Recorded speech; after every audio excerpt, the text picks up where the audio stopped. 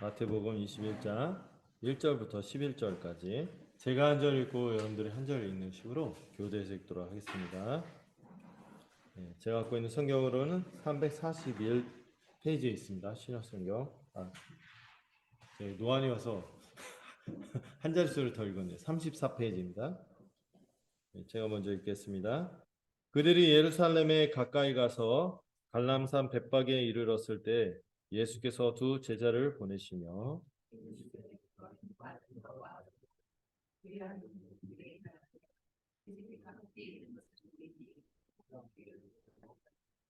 만일 누가 무슨 말을 하거든 주가 쓰시겠다 하라. 그리하면 즉시 보내리라.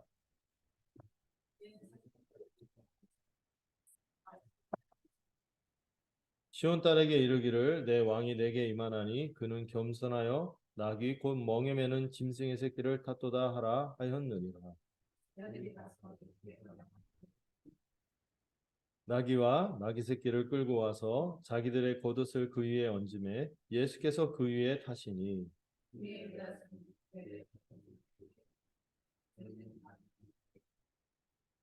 앞에서 가고 뒤에서 따르는 무리가 소리 높여 이르되 호산나 다윗의 자손이여 찬송하리로다. 주의 이름으로 오시는 이여 가장 높은 곳에서 호산나 하더라.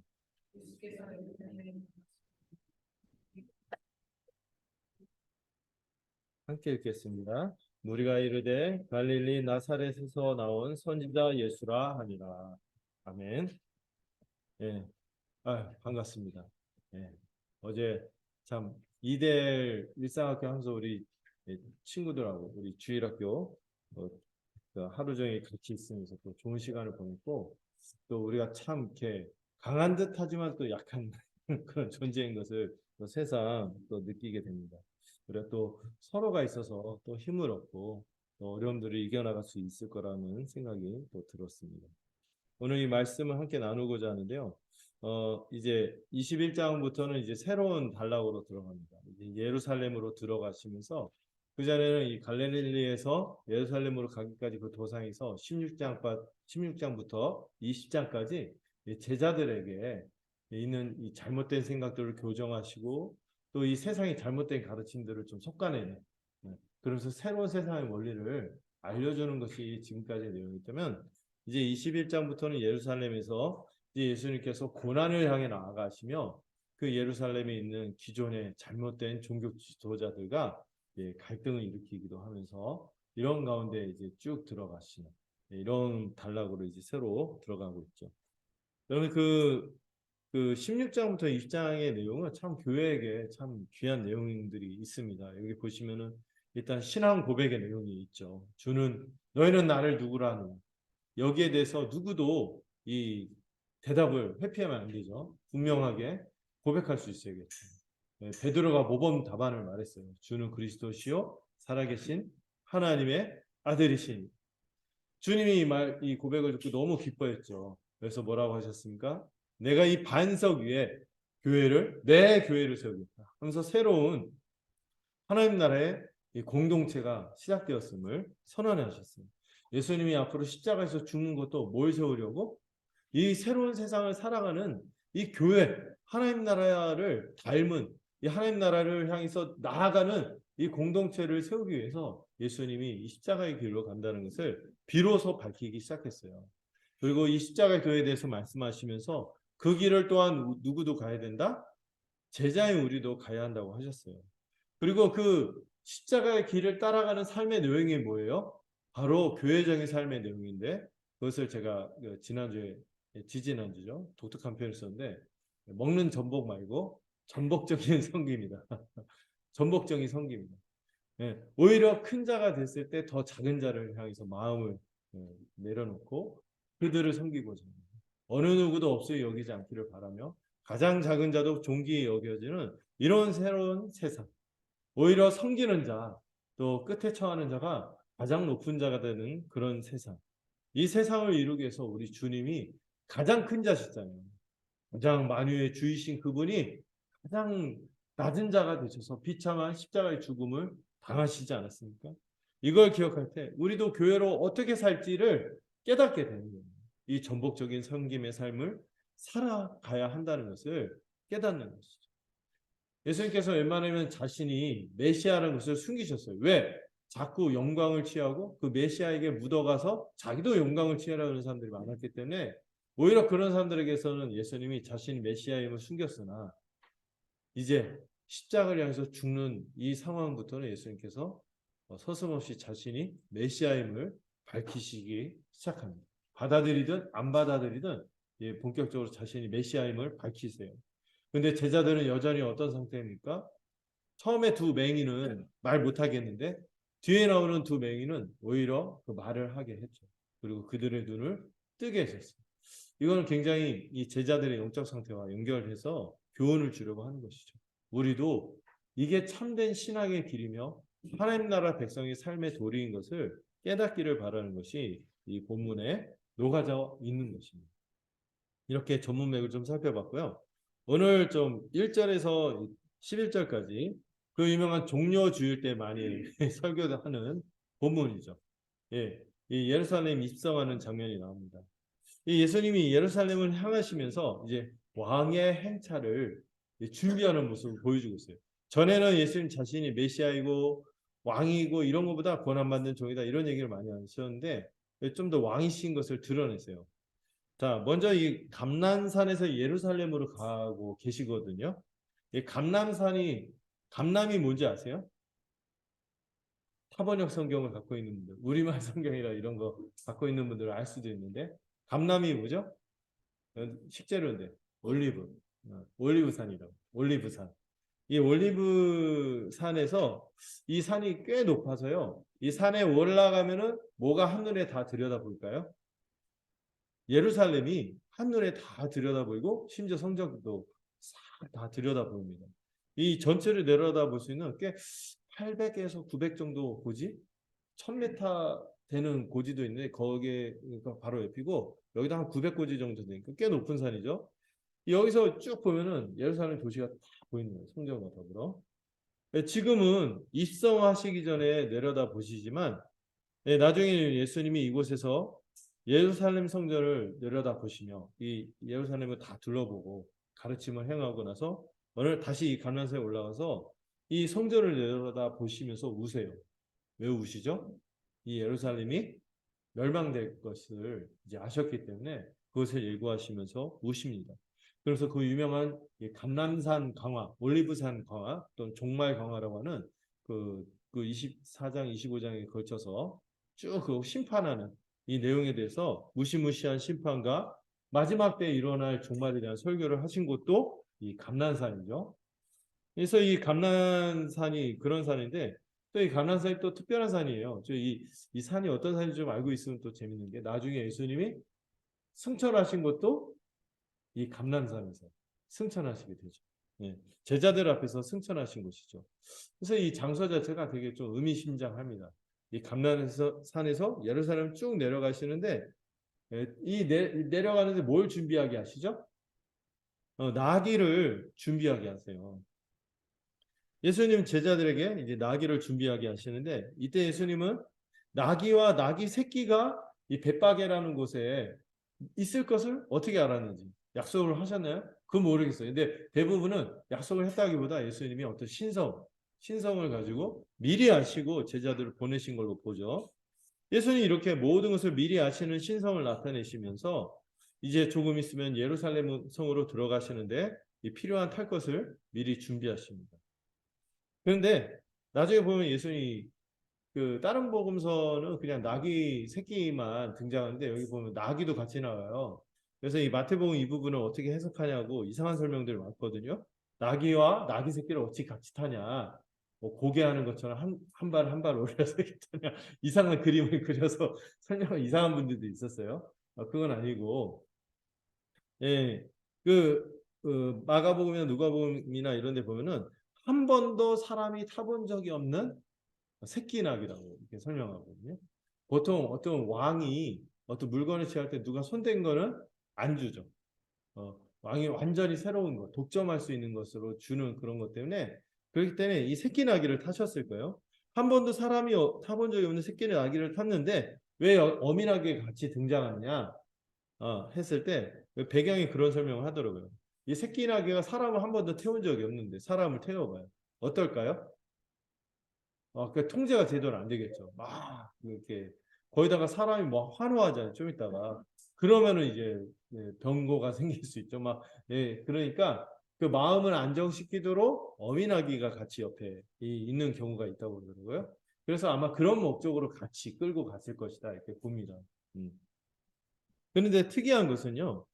이 감난산에서 예루살렘으로 가시는데 이 순례자들이 이렇게 예루살렘 성으로 들어갈 때는 보통 어떻게 하라는 관례가 있었냐면은 걸어서 들어가라고. 이 거룩한 도성으로 들어가니까 경배하는 의미로 걸어서 들어가야 한다는 관례가 있었는데 예수님은요 일부러 나귀를 준비하시고 또 나귀 새끼를 준비하게 하시고 그거를 타고 예루살렘으로 들어가려고 하시는 것입니다. 예.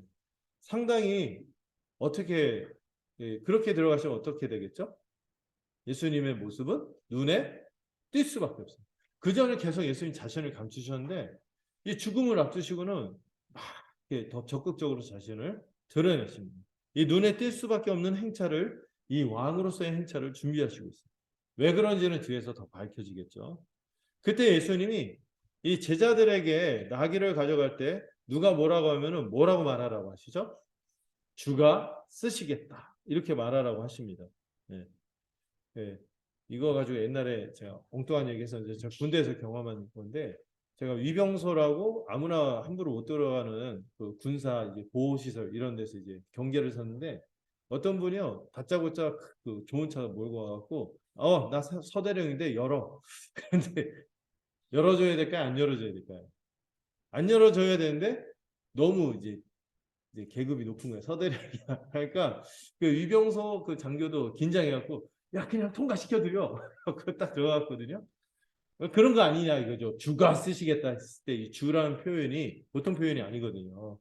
주, 퀴리에 이건 거의 황제나 그 당시 황제나 아니면 유대인들에게는 누구에게 붙였던 호칭이라고요? 여호와 하나님에게 붙였던 호칭이기 때문에 막 주가 쓰시겠다 하면은 이게 막 약간 누군지 몰라도 이게 권위를 느껴서 그랬을까? 뭐 이렇게 추정을 하는데 그런 것보다도 좀 다른 각도로 봐야 될 것 같아요. 예수님이 스스로 친히 자신을 뭐라고 말씀하시는 거예요? 주라고 말해요. 항상 겸손하시게 자신을 감추던 분이 나는 주가 맞다 이렇게 얘기하면서 주로서의 권리를 행사하시는 거예요. 권한을 주장하시는 거죠. 내가 쓰겠다 이렇게 말하면은 그걸 이제 들어야 되는 거예요. 주님은 그런 분인 거죠.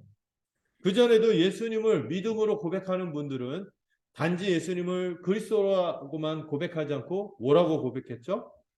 주라고 고백했거든요.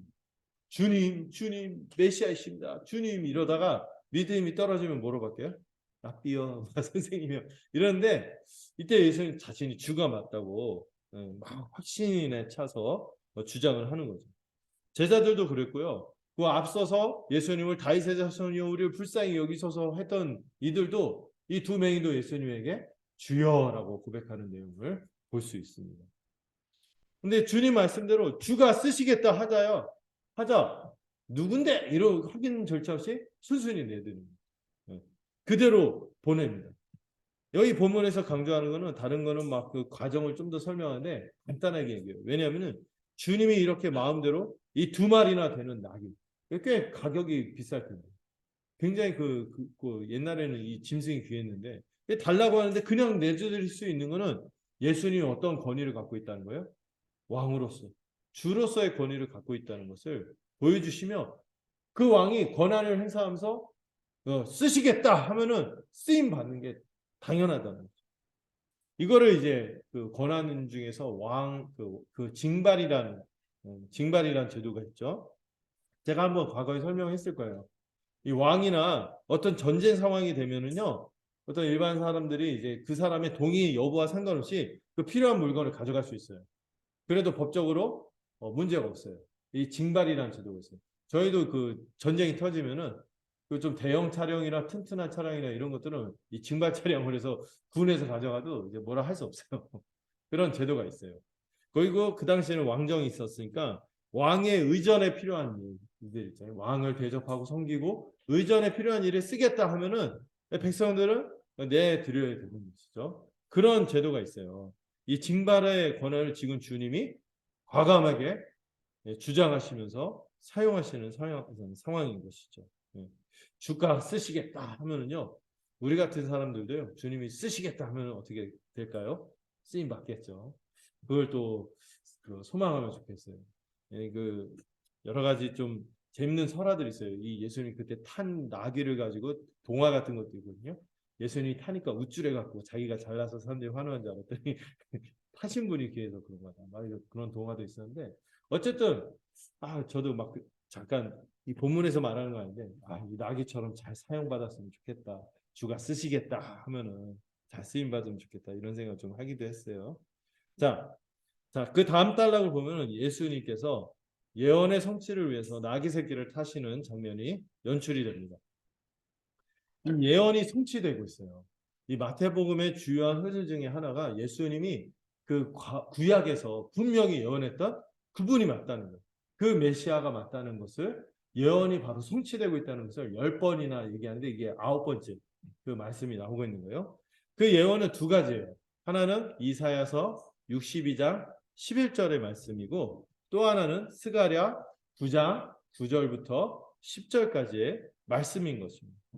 예수님이 이렇게 나귀 새끼를 준비하시고 이 나귀 새끼를 타려고 하시는 이유는 선지자의 예언이 성취되는 것을 보여주시는.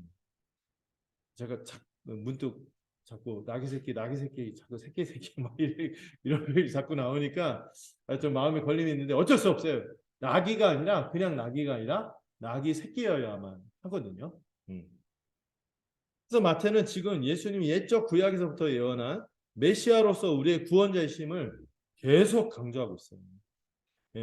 먼저 이사야 말씀 한번 좀 살펴볼까요? 제가 좀 준비를 해봤습니다. 이거 할 때 글씨를 참 넉넉하게 크게 하면 좋은데 그러지 못해서 죄송하기도 해요. 자, 한번 읽어볼까요? 시작.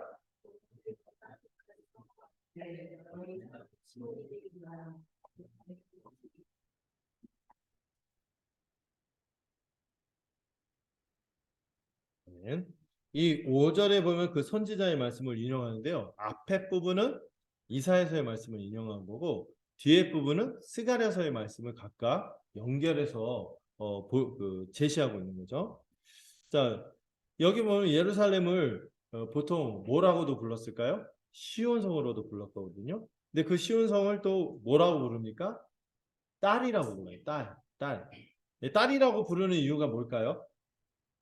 옛날에 보면은 너의 모국이 뭐냐 나라 얘기할 때도 엄마 여성성을 붙여서 나라를 얘기하거나 도시를 얘기할 때 여성성을 붙여서 이렇게 하는 표현들이 있어요. 관례적으로 보는데 특별히 하나님께서 이 시온을 딸이라고 하는 이유는 왜 그럴까요? 우리가 그동안 뭘 배웠죠? 언약을 맺은 자기 백성이니까 자녀처럼 여긴다 해서 딸 시온이라고 부르는 것이죠. 이 성읍을 주님께서 언약을 맺었기 때문에 자녀처럼 아낀다는 표현을 이 시온 딸이라고 하십니다. 거기에 다가올 구원에 대한 예언이 지금 성취되고 있다고 말씀하고 있는 거예요. 근데 여러분 구원의 약속만 있는 게 아니에요. 이 예루살렘에 구원이 임했어요. 우리 주님이 구원자로서 메시아로서 구원을 행하러 오시지만 구원이 있어요. 이거 받아들이면 어떻게 됐어요? 첫 번째 상급이 있겠죠. 그러나 이거를 받아들이지 않으면 어떻게 됩니까? 거기에 따르는 보응이 주어지게 되는 것입니다. 여러분 예수님이 우리에게 좋은 분이기만 그냥 스윗한 분이기만 한 건 아니에요.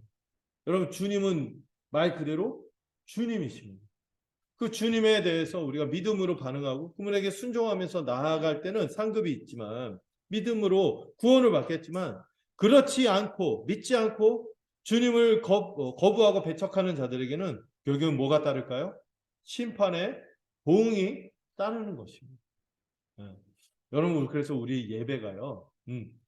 기쁨과 또 주님이 우리 향한 사랑으로 우리가 충만한 것도 있지만 한편에서는 이 주님을 향한 어떤 이 경건한 두려움도 있어야 하는 것이죠. 그래서 이 앞에 말씀은 이 시온에 이 예루살렘 구원을 행하실 메시아가 올 것을 지금 예언한 것이고 그것이 지금 성취되고 있습니다. 그래서 예수님이 지금 예루살렘에 들어가는데 그 예루살렘에 들어가시는 예수님을 받아들인 자들에게는 상급이 있겠지만 예, 안 그런 자에게는 보응이 있을 수밖에 없는 예수님은 그런 분이라는 것을 말하고 있는 거죠. 이제 두 번째로 스가랴서 9장 9절부터 10절까지 한번 내용을 한번 읽어보도록 하겠습니다. 시작. 시온의 딸아 크게 기뻐할지어다. 예루살렘 딸아 즐거이 부르짖어다. 너희의 마음이 내게 가시나니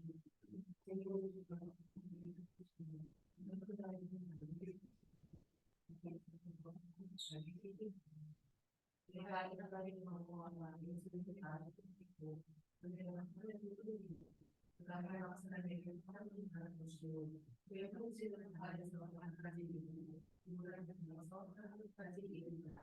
아멘. 이 스가랴서에서도 동일하게 이 오실 메시아에 대해서 예루살렘에 임하시는 그 메시아에 대해서 예언을 합니다. 여기 앞에 부분은 이 이사야서 62장의 말씀하고 똑같아요. 시온에 임하고 왕이 오시고 공의로우면서 구원을 베푸시는 분으로 얘기하는데 여기서는 좀 더 의미를 더 보탭니다. 그리고 그것을 여기서 소개하고 있죠. 마태복음에서 메시아의 성품이 어떤지 규정하고 있어요. 이에 대해서 자세히 설명하려고 애쓰는 그 비유적으로 설명하는 표현이 나오는데 예수님은 어떤 분이시라고요? 겸손하신 분이라고 선언하고 있어요. 이 겸손으로 예수님을 규정할 수 있을 만큼 겸손은 너무나 중요한 예수님의 성품입니다. 겸손이라는 책이 있어요. 여러분들한테 권하고 싶은 책인데 앤드류 머레이라는 분이 그 겸손이라는 책을 쓴 너무 훌륭한 책이에요. 예수님 전생애를 겸손이란 키워드로 설명을 하는데 너무 은혜가 되죠. 그런 분이신 거예요. 겸손하신 분이시죠.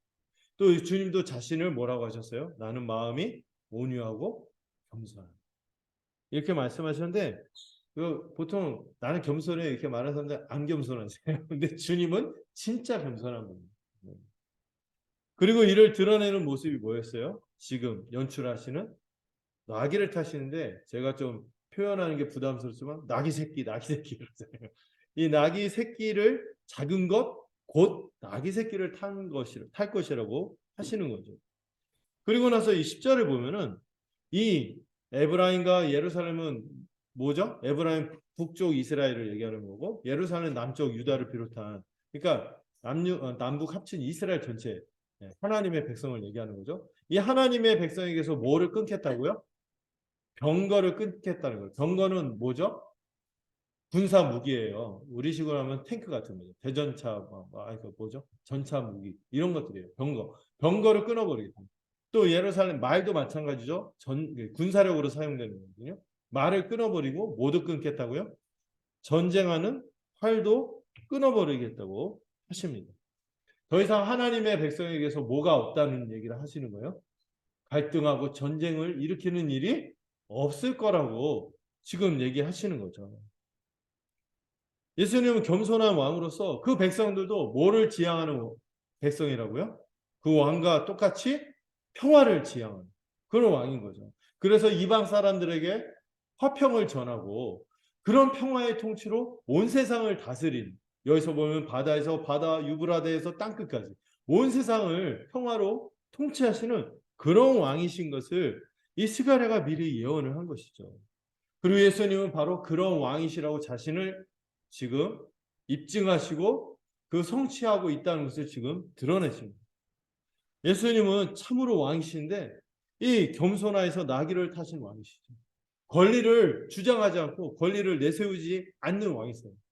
자신이 누구인지를 드러내기 위해서 앞에서 쓰시겠다 이런 일은 있었지만 결코 그 자기 백성에게 억압하고 자기의 권리를 위해서 그 백성들을 고열을 짜는 그런 세상의 나쁜 왕들과 다른 그런 선한 왕이신 거죠. 이 왕의 두드러짐이 바로 보여지는 게 뭐예요? 나귀를 타십니다. 나귀를 타심으로 자신을 높이지 않으시는 거죠. 여러분 세상 사람들은 조금만 자기 대우하지 않고 높여주지 않고 인정하지 않으면 전문 용어로 삐지죠. 근데 우리 주님은 그렇지 않으세요. 그 왕이신 분이 오셔서 나귀를 타셨어요. 이런 모습으로 전하려는 메시지는 하나님의 백성도 그런 세상에게 위력으로 다가가는 것이 아니라 군사력을 의지하는 것이 아니라 평화를 추구하면서도 오히려 그 통치와 영향력을 그 선한 영향력을 온 세상에 퍼뜨리실 것이라는 것을 지금 보여주시는 것이죠. 우리 주님이야말로 온유하신 분이시며 겸손하신 분이시며 평화의 왕이라고 지금 예언하고 있는 거예요. 근데 지금 이 얘기가 우리에게는 아름답게 들리지만 그 당시 사람들한테는 그렇게 해서 발갑지 않을 메시지일 수도 있어요. 왜? 그 당시 사람들이 기대했던 다윗의 자손 메시아 할 때는 뭘 떠올렸어요? 군사적인 메시아를 떠올렸거든요. 군사혁명을 통해서 그 원한이 있을 거예요. 자기들 압제하고 있으니까. 그 사람들을 다 처치하고 그리고 우리들을 모든 이방 민족들 위에 우뚝 세우는. 그 당시에 또 로마의 식민 지배를 받았잖아요. 그 로마 식민 지배를 벗어나게 하는 다윗과 같은 전사 같은 왕. 막 그 장군 같은 왕.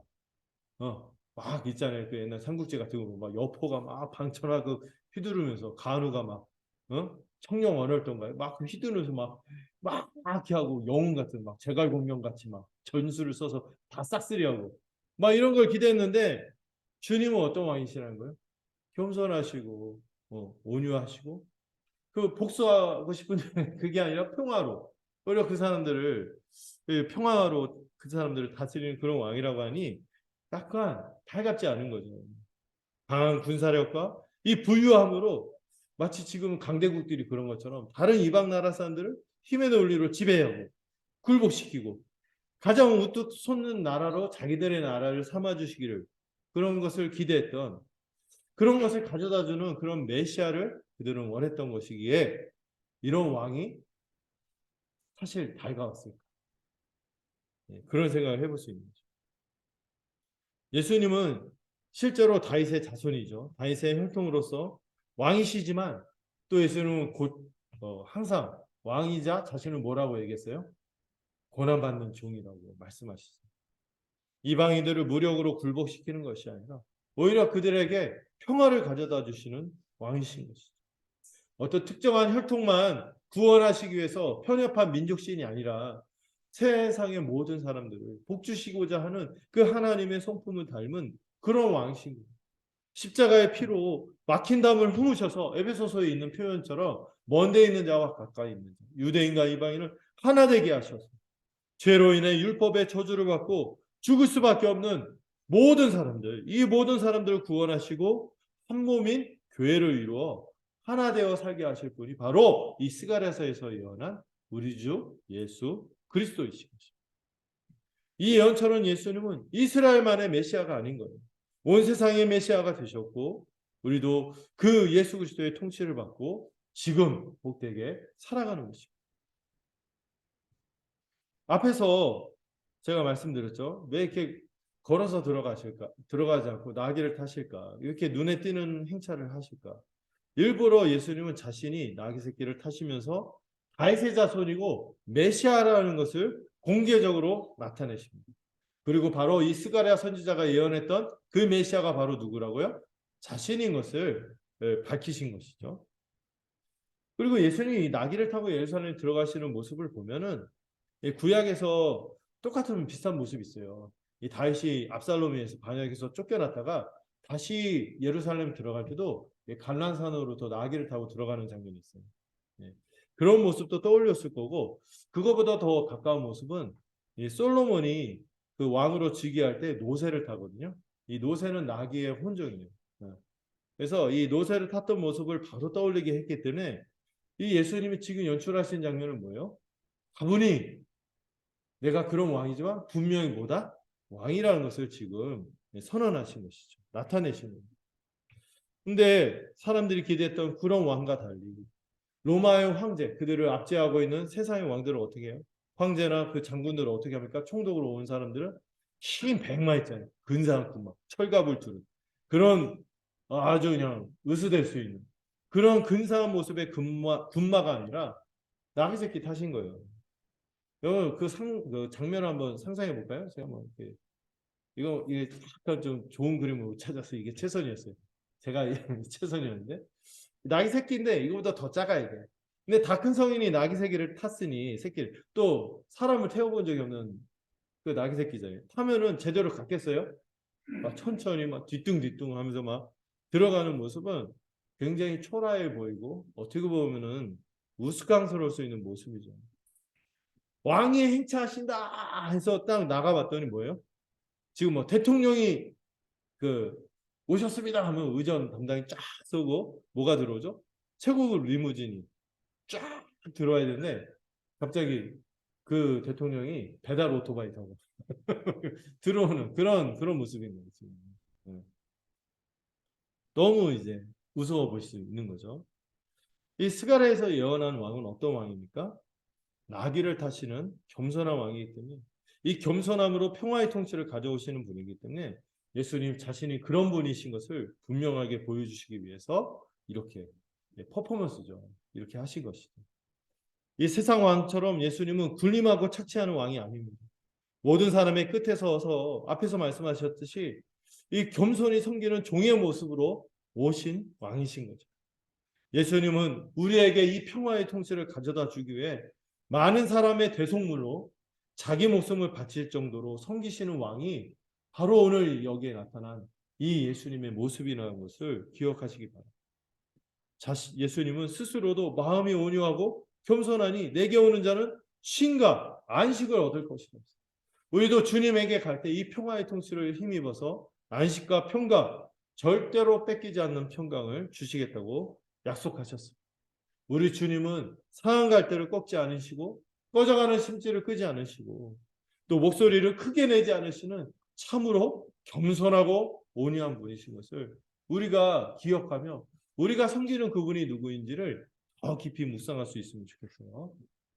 자, 세 번째로 자, 8절에서 11절. 본문을 한번 읽어볼까요? 8절에서 11절. 여기 이 무리들의 고백이 우리의 고백이 또한 되어야 될 것 같습니다. 같이 읽겠습니다. 시작.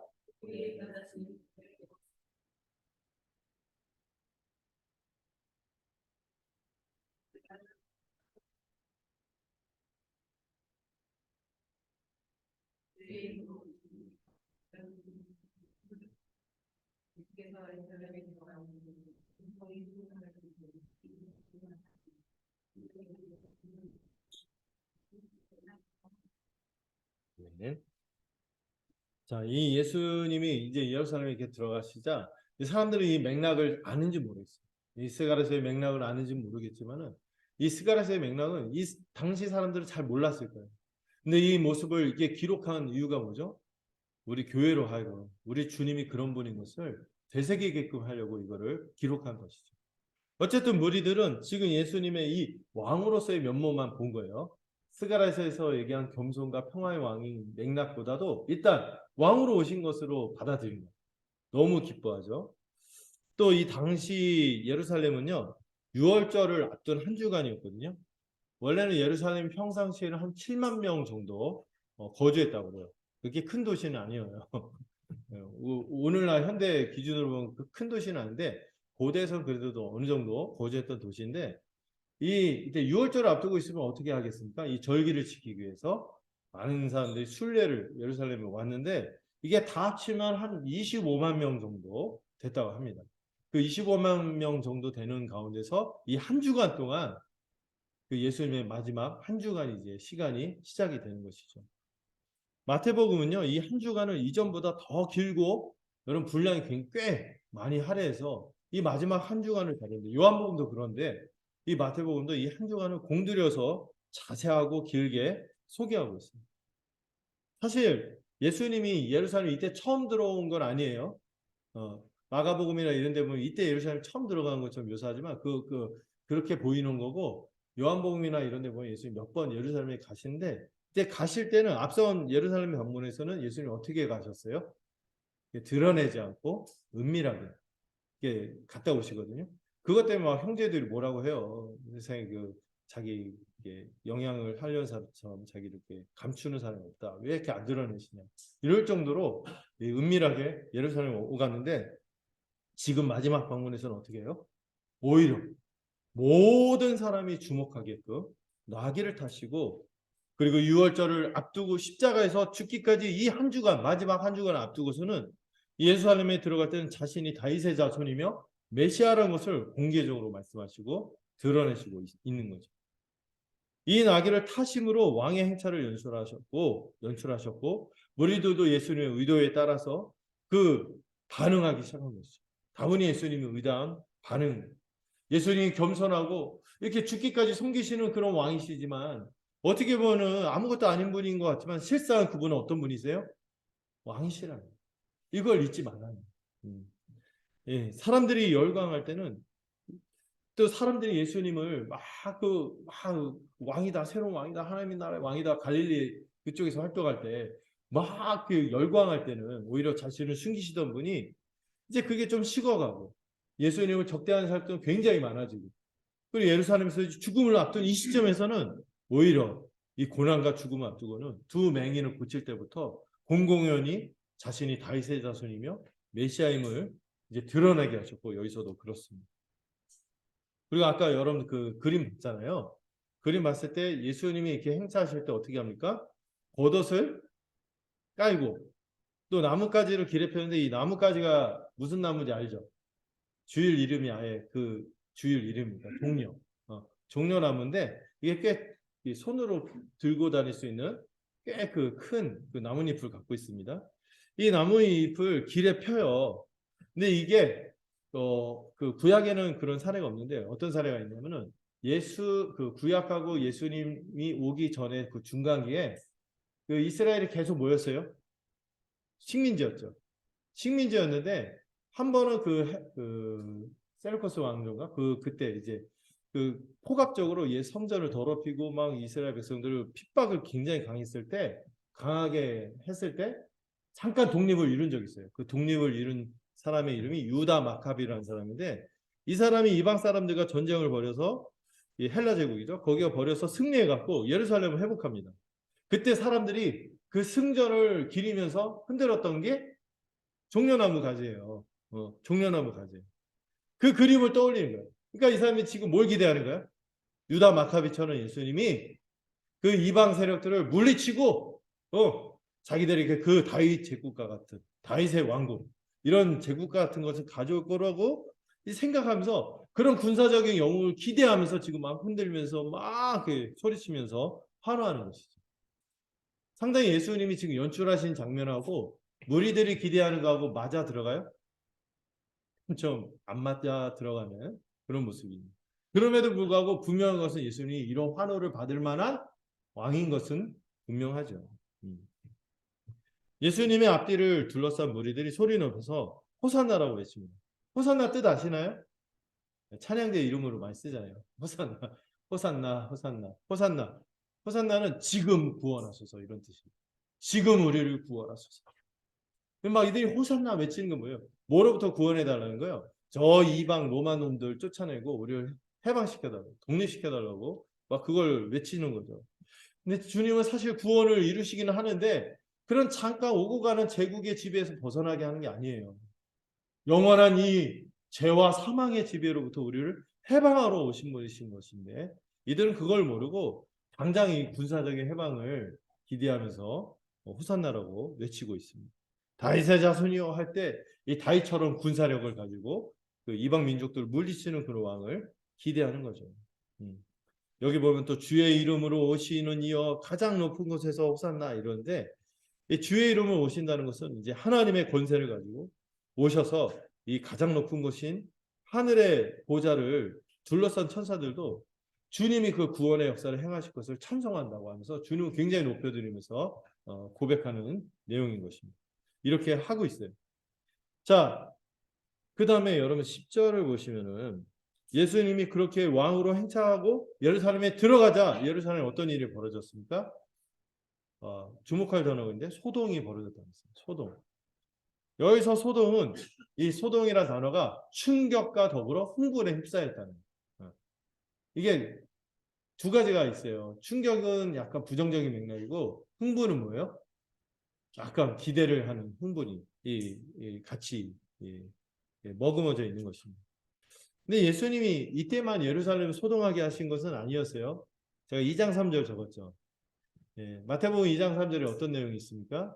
동방박사 세 사람이 새로운 왕이 태어났다. 별을 보고 왔다. 하고 그 왕이 어디에서 나셨냐 하고 물으러 예루살렘에 왔어요. 그리고 헤롯한테 물어봤더니 헤롯하고 온 예루살렘 사람들이 술렁거립니다. 아니, 왕이 버젓이 있는데 새로운 왕이 나타났다고 하니까 막 술렁거린 거죠. 그 소동이 여기 같은 나라예요. 근데 예수님이 탄생할 때도 예루살렘이 소동하고 이제 죽음을 앞두고 들어가실 때도 다시 한번 예루살렘을 소동하게 하시는 분인 것을 묘하게 이제 보여주고 있어요. 이제 한 주간이 지나서 죽으실 것을 앞두시고 다시 예루살렘을 소동하게 하는데 왜 소동합니까? 예루살렘이 새로운 하나님의 나라, 새로운 왕이 등장했기 때문에 새로운 왕이 등장했기 때문에 소동이 일어날 수밖에 없어요. 그러나 이 왕은 이전까지의 왕과 다른 왕이죠. 기대한 것과 너무나 다른 왕이었어요. 아무도 생각하지 못했던 자기 백성을 위해서 죽으시려는 왕이었기 때문에 이런 술렁거림이 있을 수밖에 없는 거죠.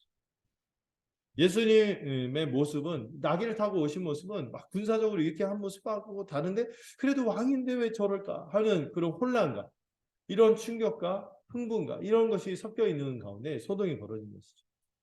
이 다양한 반응들, 예루살렘에 모이던 모든 사람들은 이런 전혀 그들의 기대와 달랐던 왕의 모습에 대해서 다양한 반응을 나타내고 있어요.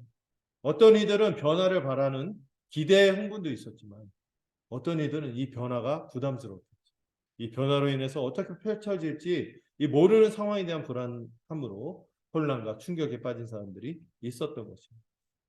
그때 여러분들 우리가 집중해야 되는 질문 있죠. 10절에 이 다양한 반응들 속에서 사람들이 질문합니다. 뭐라고 질문하죠? 이는 누구냐? 누구냐? 우리도 집중해야 돼. 우리에게도 대답을 요청하는 질문이죠.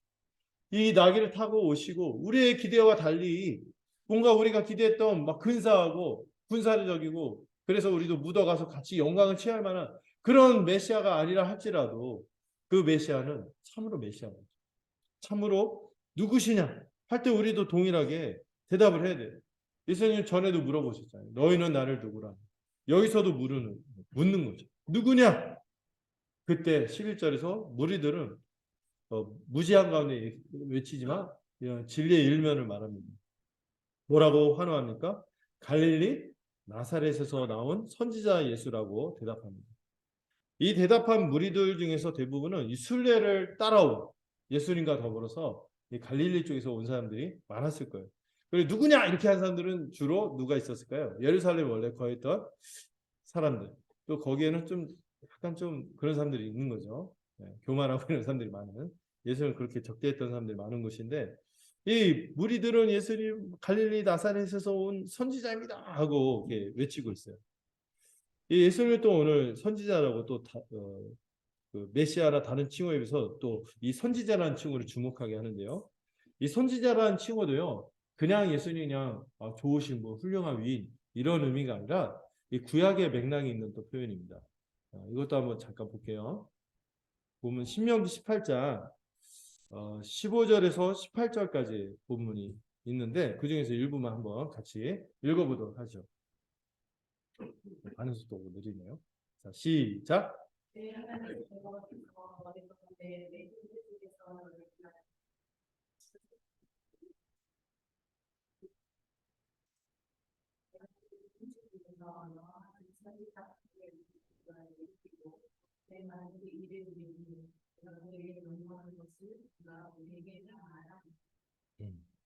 그 당시 사람들이요 메시아가 나타나는 것에 대해서도 기대가 있었지만 또 이 메시아적인 인물로서 또 선지자 한 선지자가 나타날 것을 또 기대하는 말씀이 있었는데 그 선지자의 기대가 담겨 있는 예언이 이 신명기 모세 유언 같은 말씀이잖아요. 모세가 뭐라고 하죠? 그 백성들한테 나와 같은 선지자 하나를 너희들 가운데서 하나님께서 일으킬 것이다. 너희는 그의 말을 들어야 한다. 그리고 하나님도 내가 그들의 형제 중에서 모세에게 말씀한 거죠. 너와 같은 선지자 하나를 그들을 위하여 일으키고 내 말을 그 입에 두리니 내가 그에게 명령하는 것을 그가 무리에게 다 말할 것이다. 이렇게 말했는데 예수님이 바로 그 모세와 같은 선지자.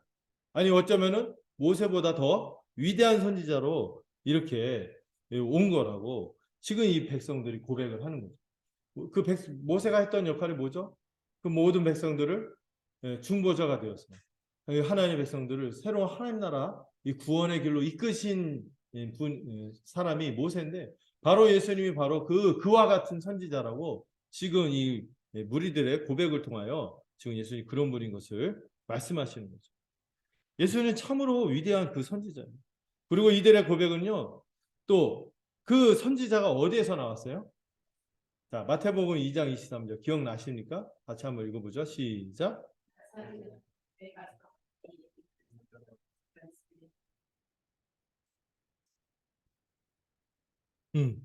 이 선지자의 나사렛 사람이라 칭하리라 하는 선지자의 말씀은 정확히 무엇을 이야기하는지는 뭐 얘기했는데 제가 이거는 아마도 이사에서 53장에 고난받는 종, 고난받는 종으로서 멸시를 당하는 종, 그런 분으로서 메시아가 오는데 고난당하고 멸시를 당하는 분으로 올 거라는 그 예언의 성취로 보는 게 맞는 거죠.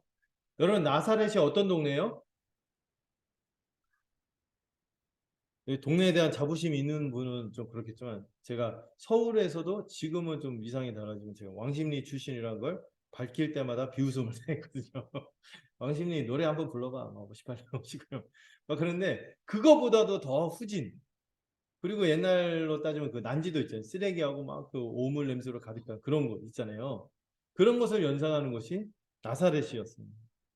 근데 예수님은 겸손하셔서 나귀를 타실 뿐만 아니라 이 나사렛이라는 사람들이 무시하는 시골 출신으로 사셨죠.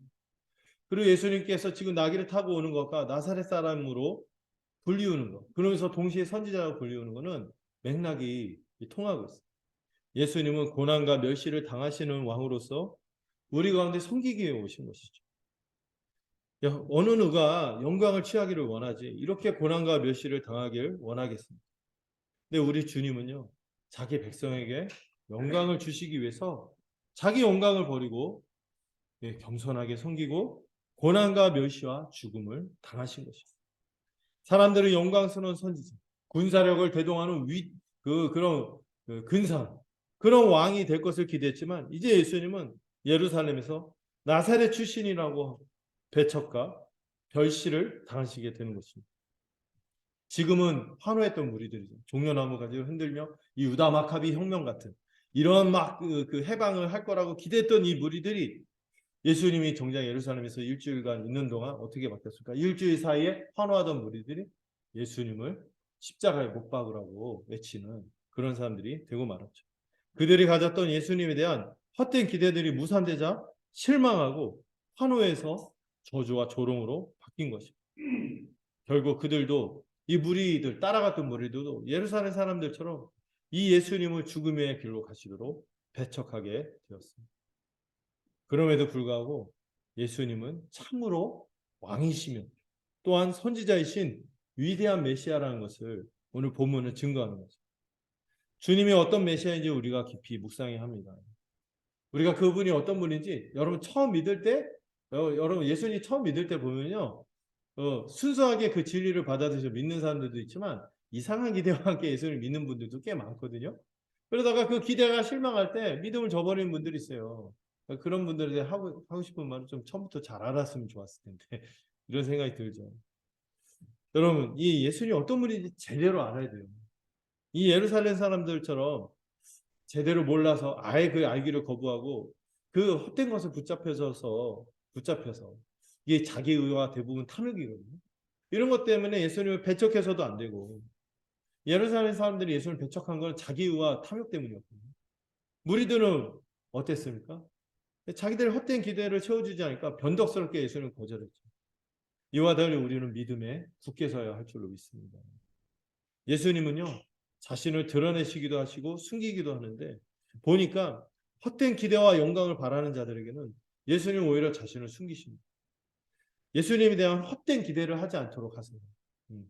그러나 예수님이 어떤 분이신지 알면 알수록 또 그분이 가셔야 하는 그 고난의 길이 참으로 영광의 길이며 구원의 길임을 알고 묵상하는 자들, 또 그 길을 따를 때, 그 주님의 길을 따를 때 진정한 영광이 있다는 것을 소망하는 자들에게는 참으로 자신을 이렇게 온전하게 드러내시는 분이신 것이죠.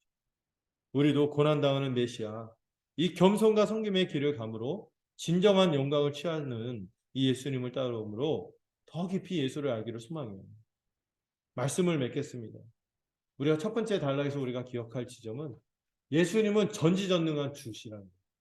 나귀가 있는 것을 미리 아시고 쓰시겠다고 하면은 그냥 그대로 말씀 그대로 되시는 분이 우리 주님인 거죠. 그런 주님이요 우리에게 말씀하십니다. 주가 쓰시겠다. 그 주님이 우리의 인생을 쓰시겠다고 할 때 우리의 반응은 어떻습니까?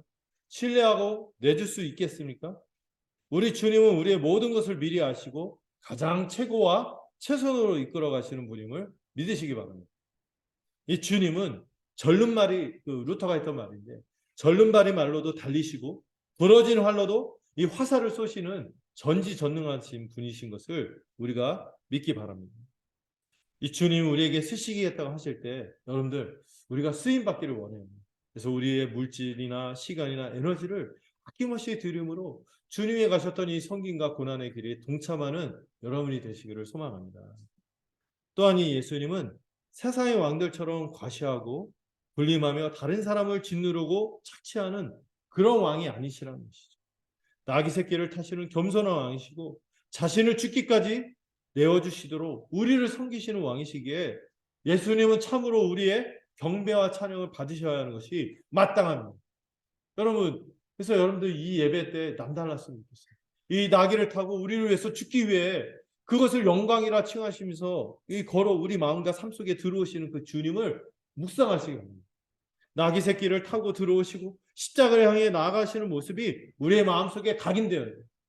그래서 우리의 매 순간의 예배 때마다 우리 주님의 그런 상품을 기억하며 그저 감사하고 찬양으로 반응해야 하는 것입니다.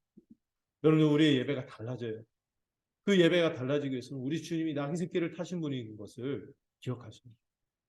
마지막으로 이 예수님이 누구이신지 이전보다 더 깊이 알아서 우리에게 주신 구원의 길이 과연 무엇인지를 더 제대로 알아가기를 소망합니다.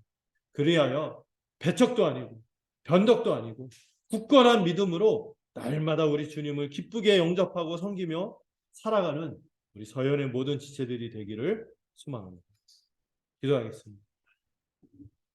주님, 우리가 주님을 신뢰함으로 우리 주님께서 우리를 향하여 내가 너를 쓰겠다고 할 때 믿음으로 즉시 반응하는 우리가 되게 하옵소서. 우리가 그렇게 쓰임받고자 할 때 그런 마음이 간절히 드는 것은 주님이 먼저 우리 가운데 오셔서 나귀 새끼를 타고 오셔서 겸손과 섬김으로 가장 낮은 자가 되어주시고 비천한 자가 되어주셔서 또 죽음까지 당하신 우리의 왕이심을 우리가 알기 때문입니다. 나귀 타고 오신 우리 주님을 기억하며 묵상하고 날마다 감사하는 우리가 되도록 붙들어 주시옵소서. 또 주님을 더 깊이 알아서 배척과 변덕이 아니라 참으로 헛된 영광을 구함으로 실망하는 것이 아니라 참으로 주님이 우리에게 주시는 이 진정한 영광이 무엇인지 알아보고 참으로 진정으로 예배하고 순종하는 우리가 되게 하옵소서. 예수님의 이름으로 기도드렸습니다. 아멘.